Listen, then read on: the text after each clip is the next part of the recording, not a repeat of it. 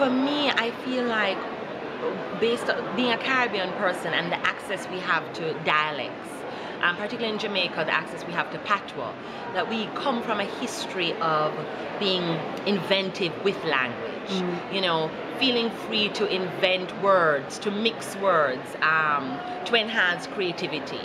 And I think that is something we can use to our advantage in our poetry. You know, that we have this history of feeling as if we have language at our disposal, and that, you know, that language is malleable and we can do what we like with it. Yes, well, Caribbean for me was and is, compared to, I have to compare it with English culture.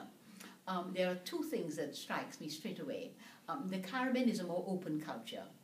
I'm not only talking about smiles and how you man, somebody who do not know you from Adam will meet you at the airport and say, hi, where are you going, man? What are you doing here? And feel as though they can ask you all sorts of questions, and they do not think that they are entering into a private sphere. This is the Caribbean, and they don't mind if you ask them all the questions that they're asking you. They don't mind at all. It's an open culture, and it's more welcoming, far more easily. The British culture is more enclosed, and people will open up. You'll find people are warm and lovely to know, but it takes time. They have got to know you properly and well, and even then it takes even longer. But if they are at ease with you, you will find that you can enjoy a hearty joke with them. I'm lost in that space because technically I'm a British writer, or I'm a British writer. I have British writer of Guyanese and Grenadian descent. But when I don't write about Britain, I write about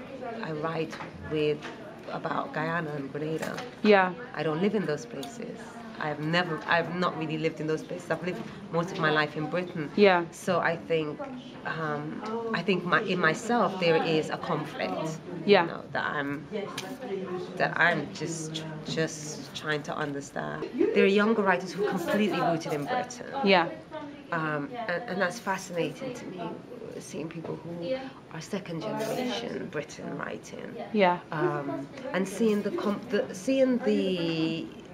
conversations that are happening between people who are still coming and who are first generations. Like there's a fantastic writer called Wasan Saya who is Somali, descent, but who's grown up over here part of her life, but comes from Somalia, and there's a dialogue there. Yeah. And then there's Nyoni who's completely British. Yeah. You know, and I'm just loving the conversations, loving what dialogues that create, how that challenges and opens up what we can see as British writing. Yeah. So I think it's exciting time. I really don't know what being Caribbean means anymore, and I know what I feel and love when I go home and what I look forward to, and you know, that stuff is in my book.